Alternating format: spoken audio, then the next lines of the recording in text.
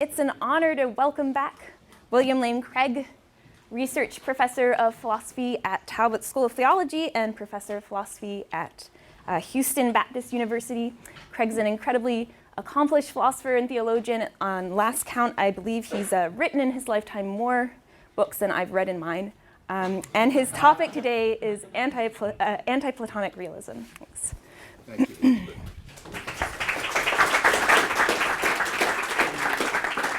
Thank you very much.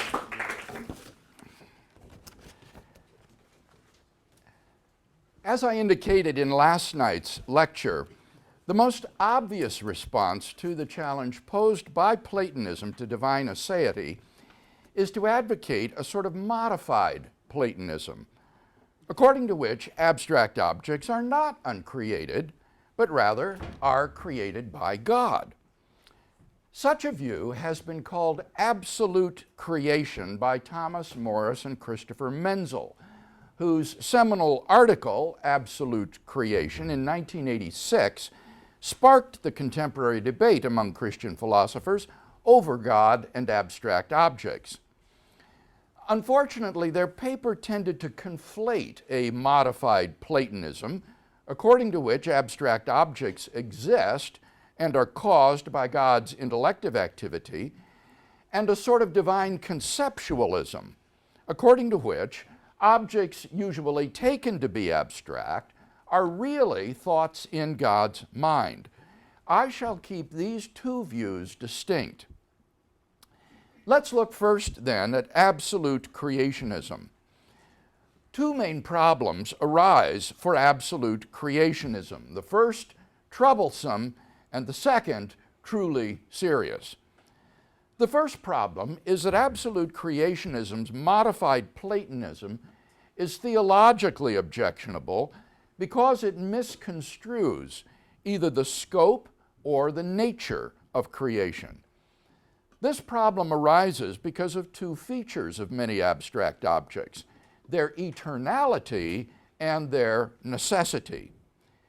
The eternality and necessity of abstract objects will force significant revisions in the traditional doctrine of creation. A biblical doctrine of creation assigns all created things to the realm of temporal becoming and implies a temporal origin to the existence of created things. If then we think of abstract objects as ontologically dependent on God, but not properly speaking as created by God, then the scope of divine creation becomes infinitesimal. The abstract realm dwarfs the concrete realm in its incomprehensible plenitude. Hence, scarcely anything, relatively speaking, is created by God.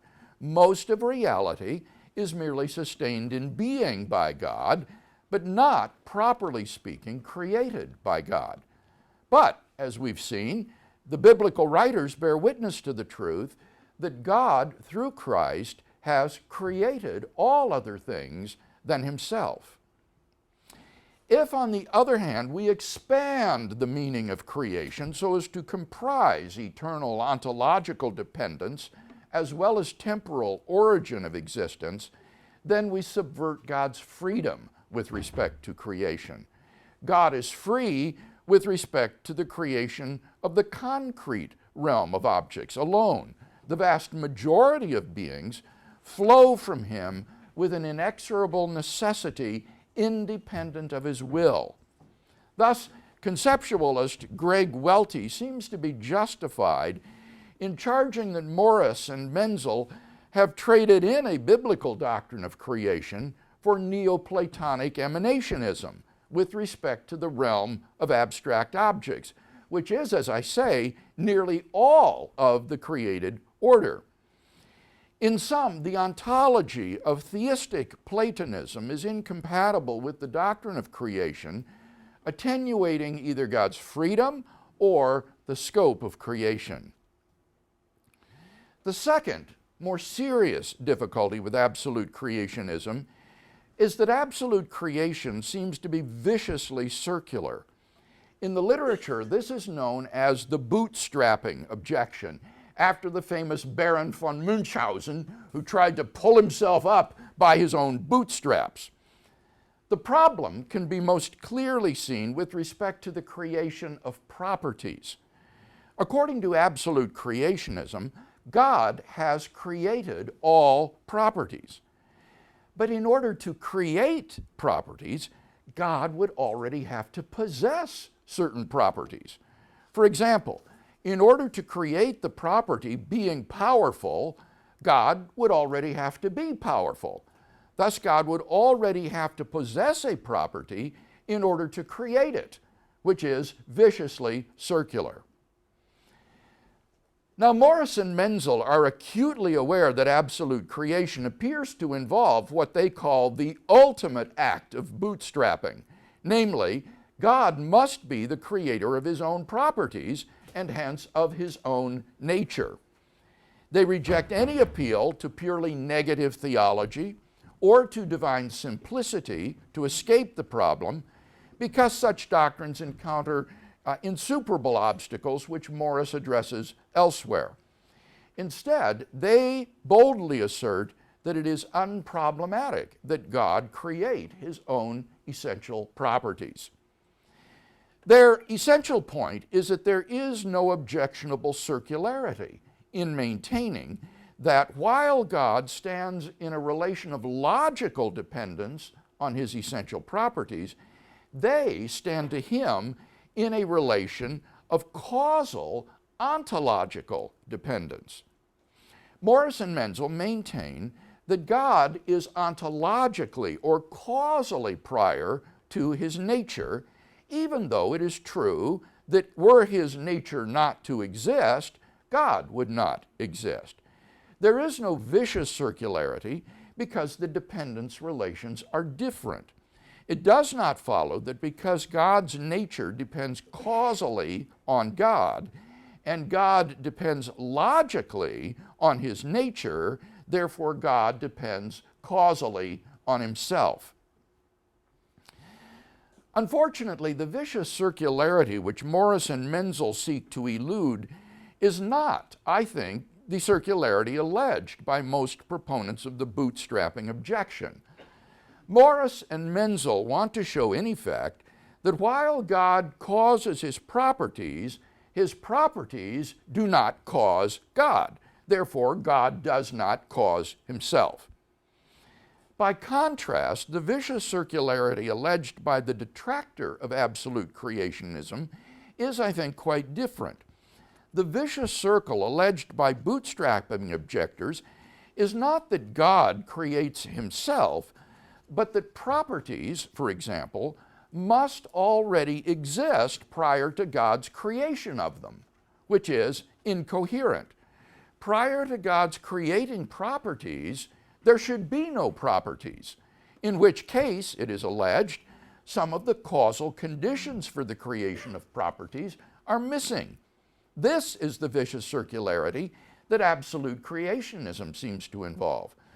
Morris and Menzel say nothing to defeat the charge that explanatorily prior to creating certain properties, God must already have those very properties in order to create them, which is incoherent. The priority at issue in the bootstrapping objection is throughout a sort of causal priority, which Menzel recognizes to be asymmetric. According to Menzel, and I quote, A is causally dependent on B if and only if, crudely, B has caused it to be the case that A exists. This admittedly crude characterization might be plausibly nuanced in such a way that the causal prerequisites of A are also causally prior to A. In absolute creation, God's creation of properties is causally prior to the existence of properties. But among the causal prerequisites of God's creating properties is God's having certain properties, and hence the existence of properties. Thus, the problem with absolute creationism is that causally prior to God's creating properties, the causal prerequisites for his creating properties are missing, so that he cannot create properties. One could put the difficulty by saying that the existence of properties would have to be causally prior to the existence of properties, which is viciously circular. So the bootstrapping worry arises not from confusion about logical priority, but from a pretty intuitive notion of the causal prerequisites for some action. What is at stake in the bootstrapping objection is what my colleague, J.P. Moreland, calls one's ontological assay of things. Platonism offers an ontological assay of things in terms of substances and properties which are exemplified by those substances. Logically prior to their exemplification of properties, substances either are mere bare particulars or simply do not exist. Since absolute creationists accept the ontological assay offered by Platonism, they are immediately confronted with a severe bootstrapping problem. Since logically prior to his creation of properties, God is either a featureless particular or non-existent. In either case, he is impotent to create properties. In order to create any properties, God must already have properties, which is incoherent. It seems to me, therefore, that absolute creationism, while at first blush an easy and obvious solution to the challenge posed by Platonism to divine aseity, proves upon examination to be a dubious doctrine. Absolute creationism is, however, not the historic Christian position. Rather, as we have seen, the Church Fathers, if not the biblical writers themselves, embraced a different solution: divine conceptualism. This view also dominated medieval thought and receded only with the advent of modernity. Like absolute creationism, divine conceptualism is a realist view of mathematical objects, but it is a concrete realism. That is to say, it takes mathematical objects and other allegedly abstract entities to be, in fact, concrete objects, namely thoughts in God's mind. As Figure 1 displays, there are other versions of concrete realism on offer, but these were subjected to such withering criticism by Gottlob Frege in the 19th century that such views are scarcely taken seriously today. Frege's objections to psychologism, which takes mathematical objects to be thoughts in human minds, do not, however, touch divine conceptualism.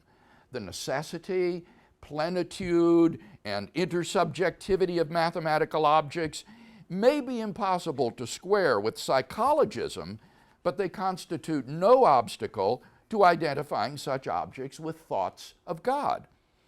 That Frege could simply overlook what has historically been the mainstream theistic position with respect to putative abstract objects is testimony to how utterly detached 19th century philosophical thinking had become from the historic Christian tradition. With the late 20th century renaissance of Christian philosophy, divine conceptualism is once again finding articulate defenders. For example, Alvin Plantinga, the most influential theist philosopher writing today, has lately endorsed divine conceptualism. Unfortunately, Plantinga's endorsement amounts to little more than a nod in the direction of conceptualism. But a fuller development of a conceptualist viewpoint is to be found in Greg Welty's defense of what he calls theistic conceptual realism concerning propositions and possible worlds. The key to Welty's case for conceptualist realism over against Platonic realism, as well as other non-Platonic realisms, is the intentionality, with a T this time, of propositions and possible worlds. Intentionality is the property of being about something or of something. It signifies the object directedness of something. Our thoughts, for example, have intentionality. Welty draws our attention to two characteristics of thought's intentionality, and I quote, "Thoughts have intentionality, which is to say they exhibit the two characteristics of directedness and aspectual shape. Directedness is the apparently relational structure of intentionality, due to the fact that every intentional state is about something else. A thought is always a thought of something. Aspectual shape denotes the perspectival or fine-grained structure of intentionality. Objects of intentional states are always apprehended in a certain way. So, for instance, my thought that Lewis Carroll authored Alice in Wonderland is not only about Lewis Carroll, but also picks him out in a certain way, namely as Lewis Carroll, the bearer of that name. Thus, it would not be correct to report my thought as being that Charles Dodgson authored Alice in Wonderland. Welty argues that propositions also exhibit intentionality. For only if propositions are about the world can they be true or false, or believed or disbelieved. But Welty observes the following difference between our thoughts' intentionality and the intentionality exhibited by abstract propositions. Our thoughts are intrinsically intentional. We think about things or of things. By contrast, abstract objects are not intrinsically intentional.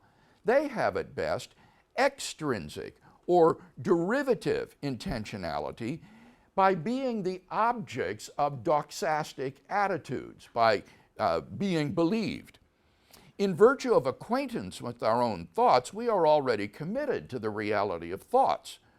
So, if propositions can be taken just to be thoughts rather than abstract objects, we shall have a more economical or parsimonious ontology as a result, and therefore, Welty thinks, a theory which is more likely to be true. Similarly, for possible worlds. Having argued that conceptualism is the best form of realism about propositions and possible worlds, Welty proceeds to argue that propositions and possible worlds are to be identified with divine thoughts of various sorts. Once we have God's thoughts, abstract objects like propositions and possible worlds become superfluous. So, on Welty's view, propositions and possible worlds are not abstract objects, but rather are concrete entities, namely divine thoughts of various sorts. By denying the existence of uncreated abstract objects, Welty would preserve divine aseity.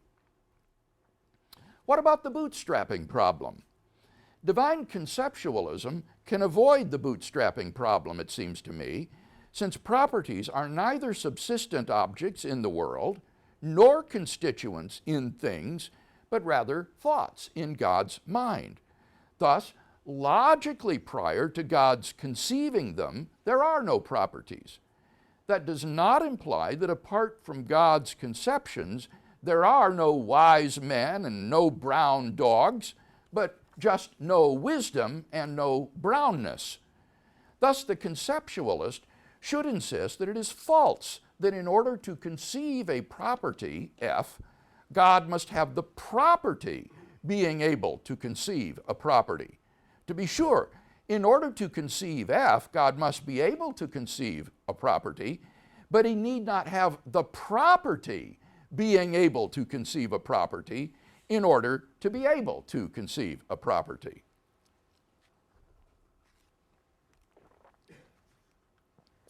If the theist feels the force of arguments for realism about mathematical objects, propositions, and so on, conceptualism would seem therefore to be a more attractive option than absolute creationism. Still, conceptualism is not entirely worry-free, for the question remains whether various objects normally taken to be abstract can plausibly be construed as concrete objects, namely divine thoughts. Take propositions, for example. Conceptualism requires that God be constantly entertaining actual thoughts, corresponding to every proposition and every state of affairs. But this seems problematic. Graham Oppy complains that, quote, it would threaten to lead to the attribution to God of inappropriate thoughts, bawdy thoughts, banal thoughts, malicious thoughts, silly thoughts, and so forth. Welty treats this concern somewhat dismissively. He responds, and I quote, an omniscient God has knowledge of the full range of thoughts that we humans can have and will have. We don't surprise him by our bawdy thoughts, banal thoughts, malicious thoughts, silly thoughts, and so on. His holiness is assured as he doesn't intend these thoughts as we intend them. He is like the parent who already knows all the ways the child can go astray. This response fails to do justice to the objection. The problem, as I understand it, is not that we surprise God by our inappropriate thoughts. Rather, the problem is that if God has the full range of thoughts that we do, then he must imagine himself, as well as everyone else, to be engaged in bawdy and malicious acts.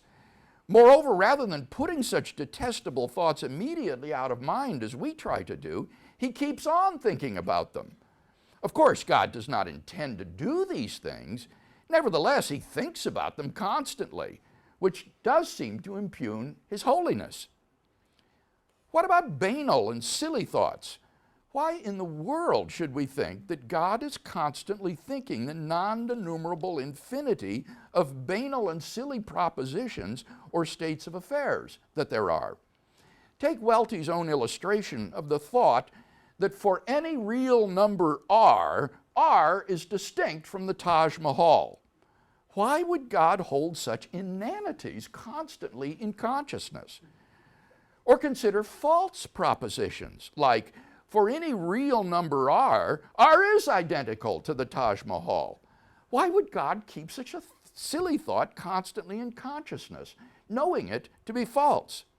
Obviously, the concern is not that God would be incapable of keeping such a non-denumerable infinity of thoughts ever in consciousness, but rather why he would dwell on such trivialities. Now, I fully appreciate that God must have a conscious life much different than ours. Still, the proliferation in God's conscious thought of the silly and banal beliefs necessary for divine conceptualism seems pointless and makes conceptualism a less attractive option.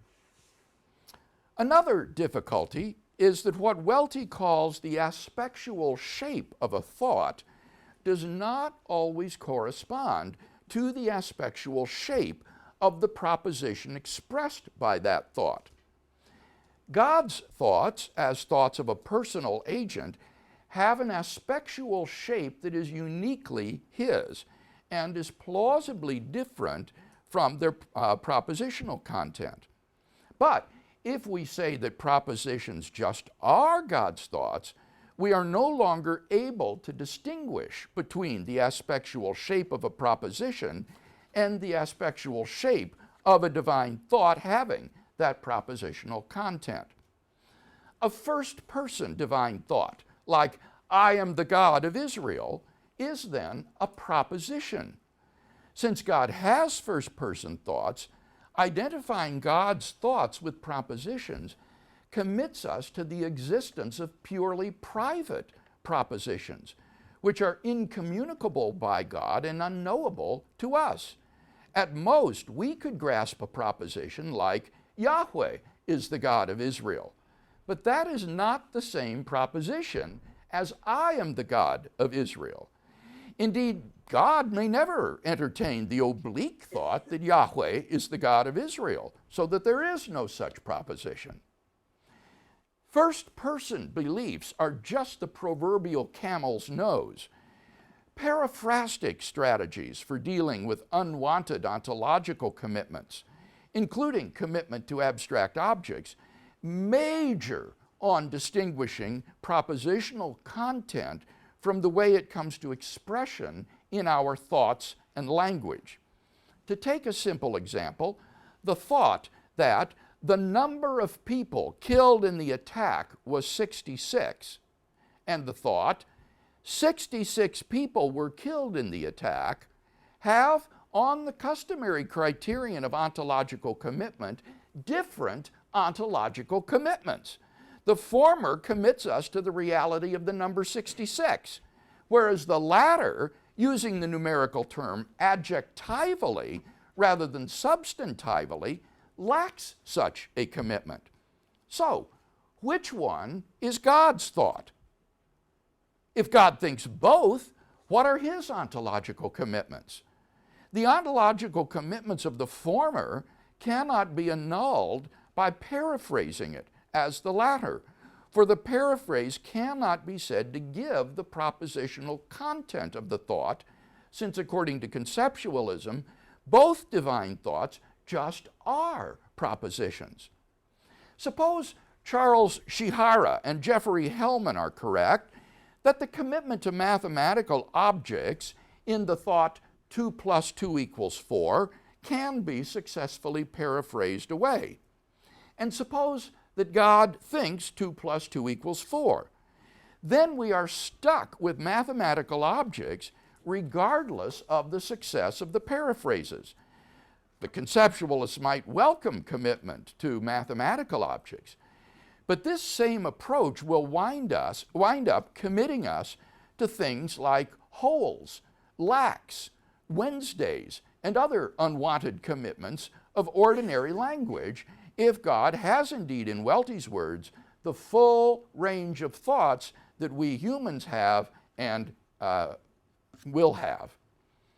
In short, distinguishing between the aspectual shape of a proposition and the aspectual shape of thoughts expressing it, as first-person thoughts almost force us to do, is a Trojan horse for conceptualism, raising all sorts of difficulties that make conceptualism much less attractive than it at first appears. Thoughts may not be well suited to be identified with propositions and possible worlds after all.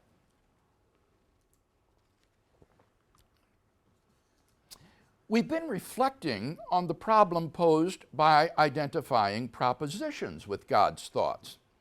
What about properties? The main reason for construing properties as abstract universals rather than as particulars is the need for an entity that can be wholly located in diverse places. The difficulty then for conceptualism is that God's thoughts as concrete objects are not universals, but particulars, and so cannot be wholly present in spatially separated objects. Well, could the conceptualist say of divine thoughts what the Platonist says of abstract universals? Particulars stand in some sort of relation to God's thoughts, in virtue of which particulars are the way they are. An immediate problem for the conceptualist is that if properties are God's thoughts, then particulars must exemplify God's thoughts. But a concrete object does not seem to be the sort of thing that is exemplifiable, any more than it can be a universal, since concrete objects are particulars, and particulars are not exemplifiable, but rather exemplify. Accordingly, God's thoughts cannot be properties. But perhaps the conceptualist could say that divine thoughts can play the role of properties. In substituting God's thoughts for properties, Plantinga has suggested that particulars stand to God's thoughts in a relation analogous to exemplification. He appeals to Frege's notion of falling under a concept as the relation in which particulars stand to God's thoughts. Thus, all brown things fall under God's thought of brown. Things which are brown resemble each other in virtue of falling under the same concept. Intriguing as this suggestion is, however, it is problematic. In the first place, concepts are not plausibly construed as concrete objects, for they are shared by multiple thinkers in a way that thoughts are not. Concepts seem to be part of the content of our thoughts. As such, they are plausibly abstract objects if they exist at all. Moreover, as mental states, thoughts are characterized by intentionality, being about things, not by things falling under them. My thought of redness is about redness. It is not itself redness, nor do red things fall under it. This problem can be generalized. God's thought of the number 2 is about 2, but then his thought is not 2, but something distinct from 2. 2 is what he is thinking about, but he is not thinking about his thought. He is thinking about 2. Therefore, his thought cannot be 2. Furthermore, substituting the notion of falling under a concept for exemplifying a property seems to get the explanatory order backwards. Things are not brown because they fall under God's concept brown, in the way that things are brown because they exemplify brownness. Rather, they fall under God's concept brown because they are brown. Thus, the relation of falling under a concept cannot do the work of exemplification. If this is right, then the conceptualist, who wants God's thoughts to play the role of properties, still has plenty of work cut out for him if his view is to commend itself as an attractive option for theists. Finally, consider mathematical sets. Plantinga suggests that sets be taken to be God's mental collectings. But this raises a problem. If sets are really particular divine thoughts, then how do we have any access to sets? The question here is not whether I can have a causal connection with sets. Rather, it is that sets, the real sets, are locked away in God's private consciousness, so that what we talk and work with are not sets at all. When I collect into a unity all of the pens on my desk, that set of pens is not identical, it seems, with the set constituted by God's collecting activity. Since we have two collectings, and since sets are God's particular collectings, the set I form is not identical to the set of all the pens on my desk.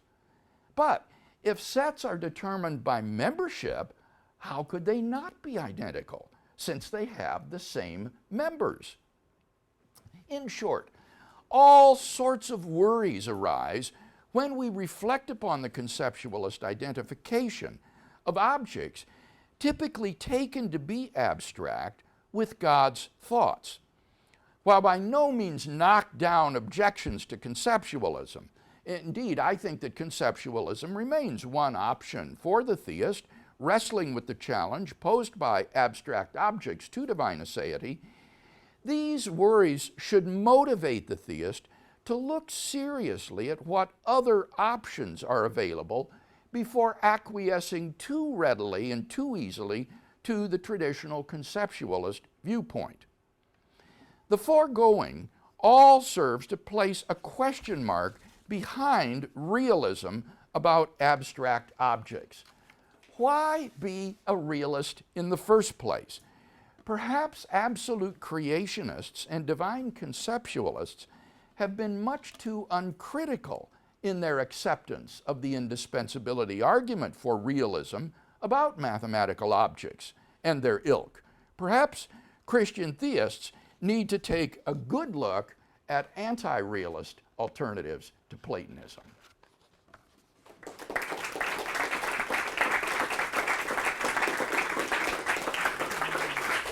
Excellent. So we have time for some questions. Anyone has questions? Thank you very much for your lecture. I very much enjoyed it. Quick question for you, though. So, if one thought that something like deflationary theory of reference didn't work or something like that, and nonetheless, one thought that maybe it will take some good from divine conceptualism, maybe it sort of captures particular propositions, such as necessary propositions like the laws of logic, Greg Welty's thing, particularly the or non-contradiction paper he authored. But then think, okay, well maybe I see some problems with properties, right, grounding properties, or maybe some thoughts. Yes. I don't want God to have, right? Right. So maybe like a modified theistic activism espoused by like Gould and what one might go there. So sort of combining maybe perhaps a couple of views. So besides obviously saying, well, hey, you don't have to do all that, deflationary theory or something like that. If one wasn't convinced of sort of deflationary theory sort of models, would you have any sort of other objections toward a particular model I'm trying to... Yes. Can you bring up the slide that shows all the options? I am very much in sympathy with what you seem to be describing as a combinatorial approach to this question. And I think that is absolutely right. And I'll be drawing on a number of these different theories, especially under the column of anti-realist options, to try to craft a response. So you're quite right in saying there doesn't need to be a sort of uniform way of handling these various abstracta. You could handle different ones in different ways, and you might think that propositions of a certain sort could be divine thoughts, but you're not so convinced that's the way to handle properties. Maybe you want to do a fictionalist approach to properties or something instead. And I am very much in sympathy with a combinatorial approach. And I don't really have any other objections than the ones that I've shared this evening. In the print version of this, I developed these in more detail, but this is in outline my worries basically about conceptualism and why I, having initially thought I would be adopting divine conceptualism as my solution to the problem, found myself more and more attracted to the anti-realist alternatives.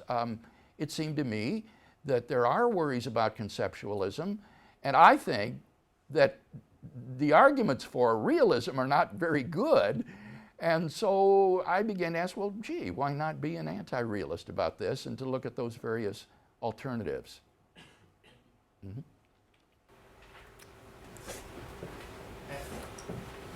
I'm not sure I can remember exactly what you said, but at one point there was an objection to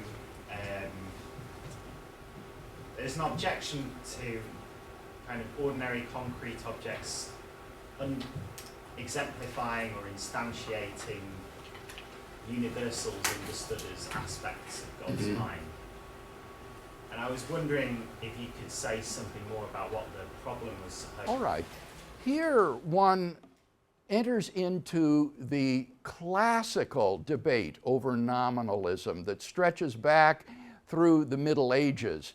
And that is, are there, in addition to particular things, universals that these different particular things have in common? For example, all red things share or exemplify the universal redness, and it's identical in every red thing, at least a particular shade.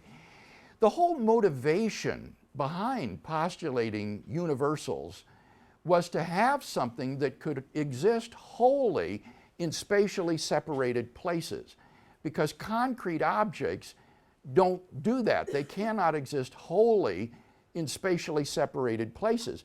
But the idea was you could have a universal like redness, which exists wholly in the fire engine and wholly in the apple and so forth. Well, for that very reason, God's thoughts as particulars don't seem to serve the role played by properties, because his thoughts are not universals, they're particulars. His thoughts are not your thoughts, and they're not Sherry's thoughts or David's thoughts.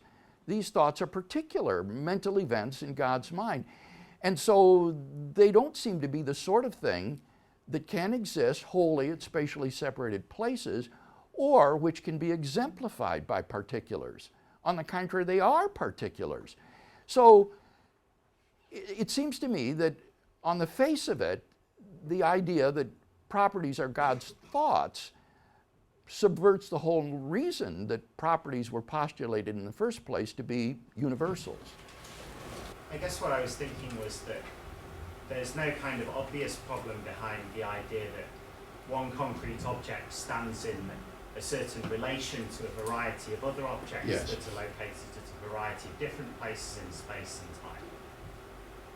And so I was wondering, well, if we thought of whatever exemplification or instantiation is, this thing that's supposed to connect God's thoughts to all of the things that instantiate them, why is there a problem there with this instantiation relation or exemplification relation holding between God's thoughts and man? Well, let me try to run it again. Exemplification is a sort of primitive relation that is supposed to stand between a particular and a universal. That's Platonism. That's the whole theory of properties on Platonism, that particulars exemplify universals. And what you are now substituting for that universal is another particular. A particular exemplifies another particular. And I think on Platonist principles, that just isn't possible. That isn't the sort of, a relation of exemplification doesn't hold between two particulars.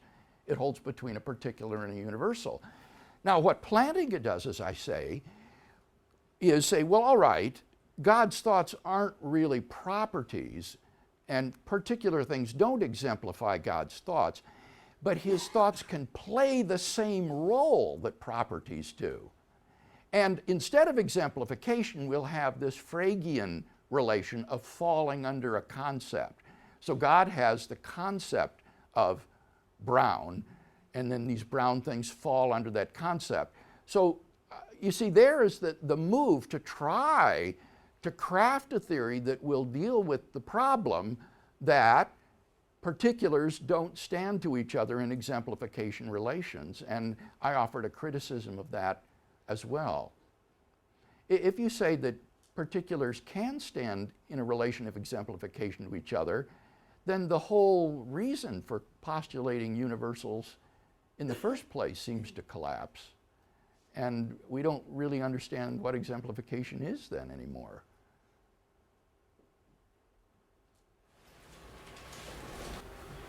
So I'm just wondering whether, like, what divine ideas or thoughts constitute on the view of modern divine conceptualists like Welty. Because I'm thinking, so either they're kind of somehow parts of God, but that seems like a strange thing to say. If you don't think they're parts of God, then it looks like there's something outside of God which is kind of presumably eternally depending on him.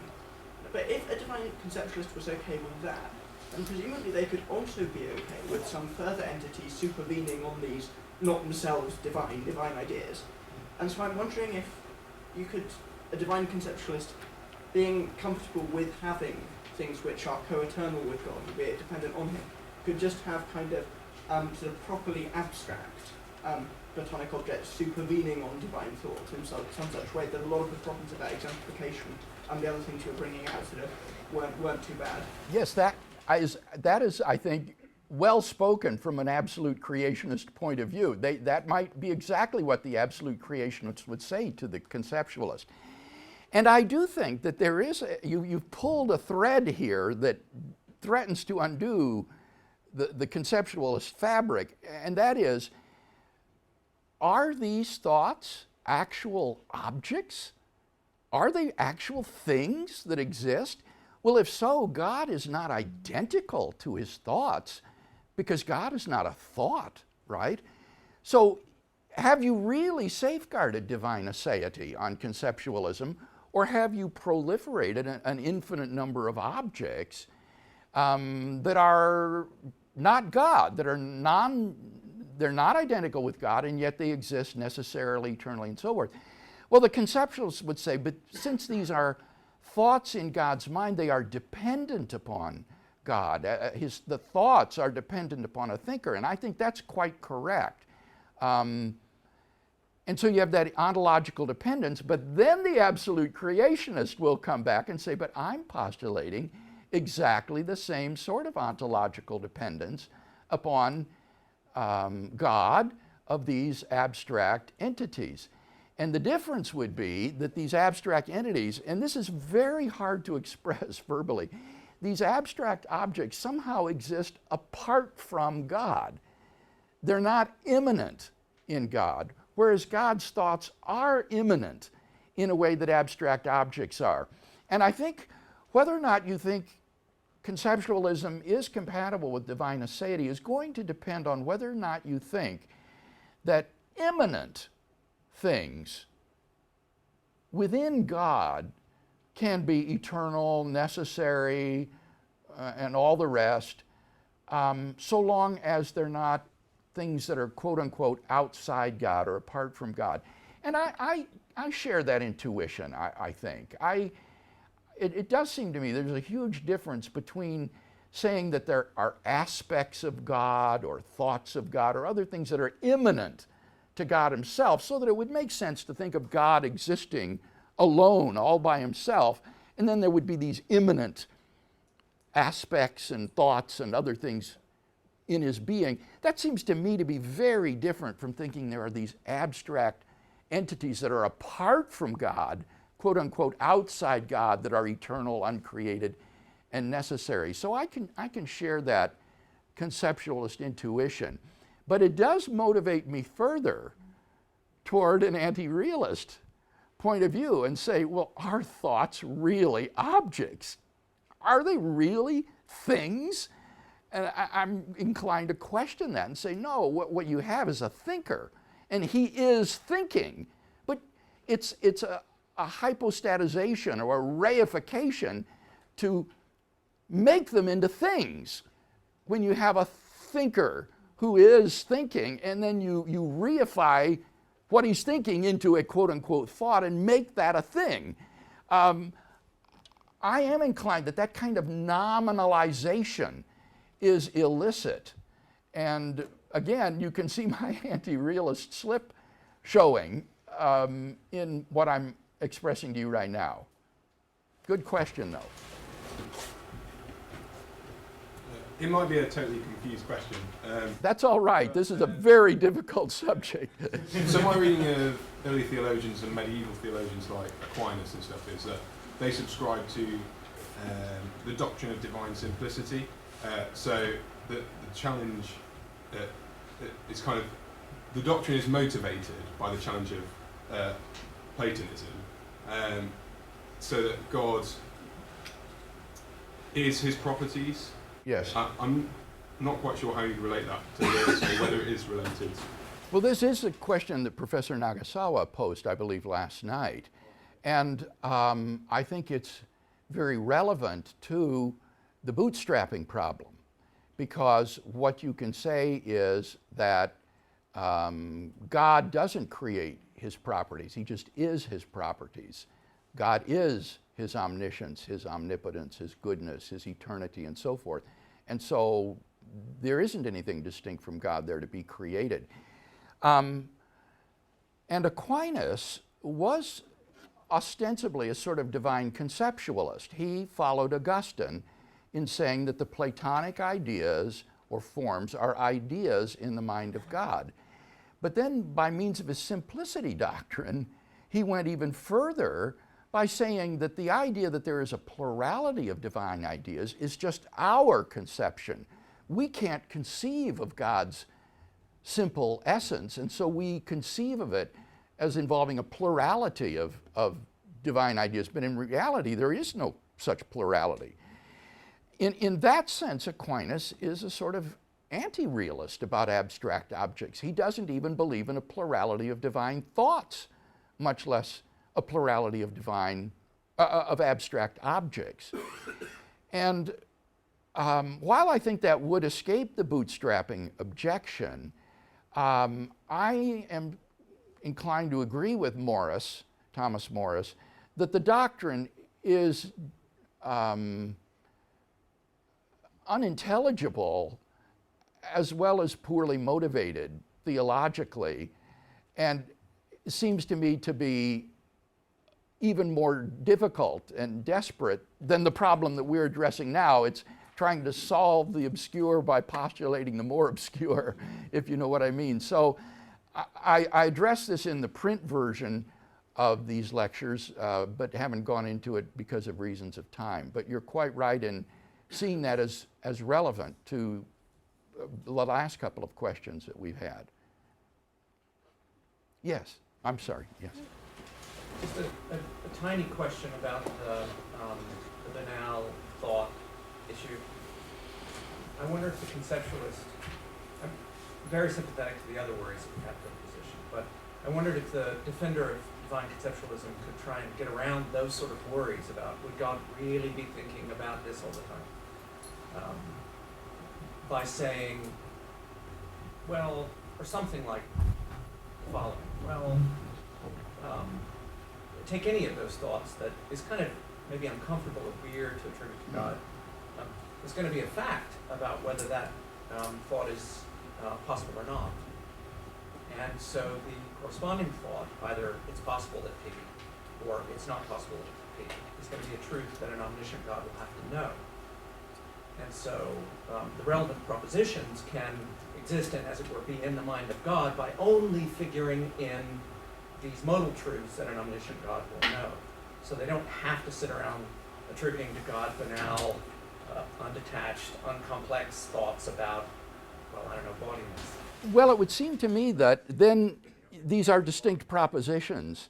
Modal propositions are different propositions than de facto propositions. So if God isn't thinking that he is engaged in a certain body act, but merely thinking it is possible that I could be engaged in this act, that's a different proposition. And the conceptualist needs God to be thinking of all of these things in order to get the full range of modal truths as well as... No, I got it. But if you think of the complex propositions as built out of, just think of them as analogous to sentences in a formal language. So negation phi has phi in it. It's a complex sentence. And an atomic sentence is part of it. So similarly, the modal proposition, it's possible that P has the proposition that P in it. And hence, if God is thinking the complex proposition, he's there and has that's in his mind. He thereby has the sentence. Well, I still don't think that's going to work, because you're identifying a thought with a proposition. And so in this case, God has the modal thought, and it is that will be the only proposition that exists on this view, not the sub-constituents of it. So for example, take something simpler like a conjunction. If God thinks P and Q, it's not enough that P and Q are constituents of that proposition. He's got to think P and he's got to think Q on conceptualism if you're going to get the full range of propositions. And so, again, it seems to me, he's going to have to be thinking these body thoughts. I guess I'm not seeing that. So Okay, well... if I write P and Q on the board, I've thereby written P on the board. Mm-hmm. And if I think that P and Q, I've thereby, if the thought that P and Q is in my mind, the thought that P is in my mind. Think of it in terms of entertainment. Yeah, I guess I don't... If I entertain the content that not P. That's surely not right, though, because if you have a sufficiently complex proposition, you might grasp and think the whole proposition and not its constituent parts. It seems to me. So I'm not a philosopher, so I might ask a very stupid question. I was just thinking, is there not a sense in which Platonic forms are totally unnecessary, and that it's just a congruence of constellations of neurons that have a correspondence with things that are physical in the world, and that which we ascribe meaning to is just something that's revealed by orchestration of our physicality, by God's will, but not because it exists per se, but because it's sort of. And what is the antecedent of it in that sentence? I didn't catch that at the beginning. The meaningfulness that God gives, that God would convey onto our physical minds, is not something that has to exist physically. Well, now, the question will be, I think, do you think that propositions exist? And do you think that thoughts exist? I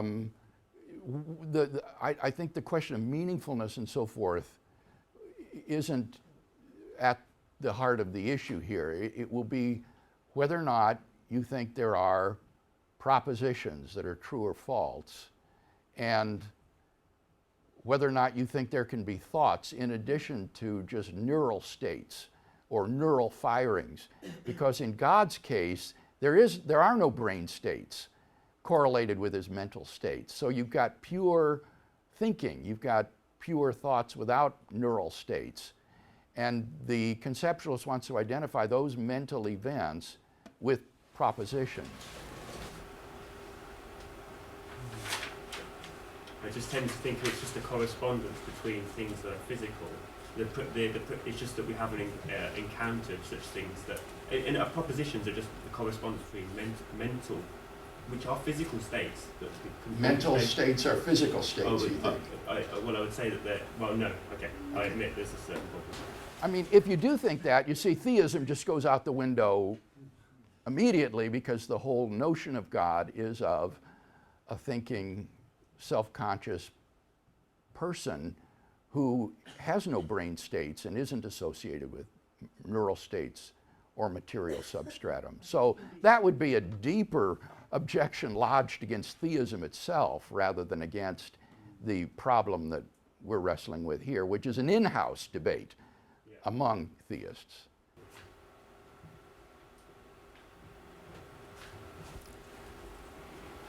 I've got a rather different question relating to the way in which we have to use language and concepts when we're talking about the bootstrapping problem and the circularity argument.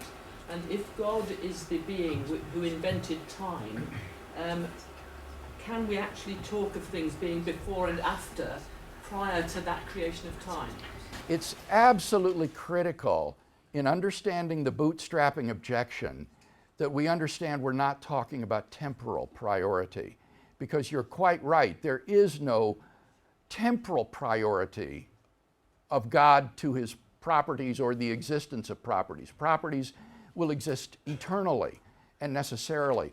So one is talking here about a sort of explanatory or causal priority.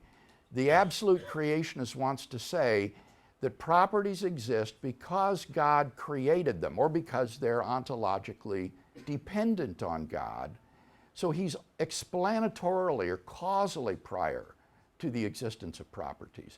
And the bootstrapping objection arises, it seems to me, from the fact that in that causally or explanatorily prior state, God couldn't create properties unless he already had certain properties. He couldn't create the property being a concrete object unless he already were a concrete object. But then he would have the property of being a concrete object before he created it, which is viciously circular. So it's not a temporal or chronological priority, but an explanatory or causal one. Time for one more question. Dr. Craig, I'd like to go back to an earlier comment about the concepts in God's mind and the discussion about the universals and instantiating particulars. I'm a bit confused because it seems to me, if you just think of a simple example of like an artist who has a concept, who then, a concept of like a unicorn, and then like crafts this unicorn out of some material, it seems like that material is now exemplifying the concept that was in his mind. Isn't that kind of similar to what a divine conceptualist would have in mind? That there's these concepts and that Yes, although I think maybe the vocabulary you're using isn't quite right. But think about that in relation to what I said in response to Plantinga.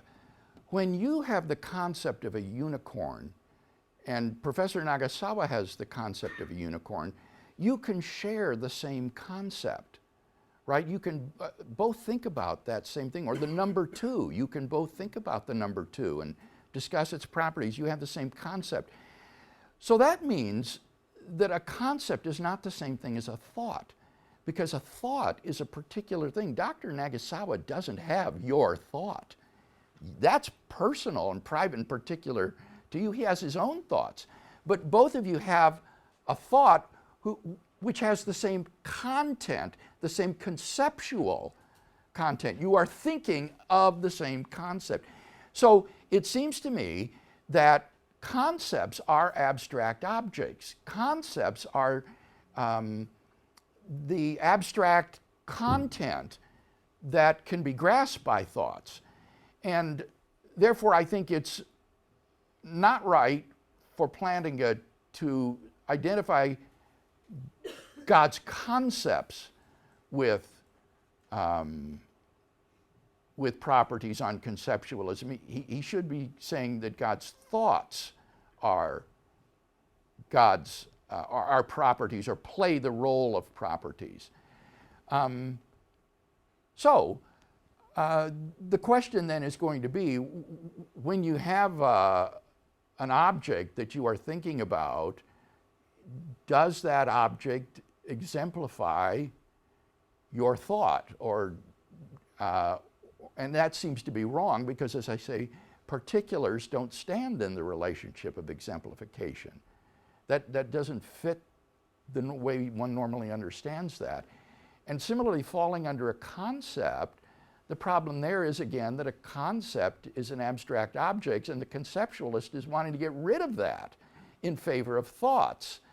And the unicorn or whatever doesn't fall under your thought. Thoughts exhibit intentionality. You're thinking about the unicorn, right? And as I said, when you take intentionality seriously, that just immediately implies that your thought of something isn't that thing, because you're thinking about or of something else. So your thought isn't a unicorn. The unicorn is the intentional object of your thought. And similarly with the number 2 and these other abstracta. So it seems to me that these are real worries about conceptualism that conceptualists need to address more explicitly than they have heretofore. Excellent. And with that, let's thank our speaker.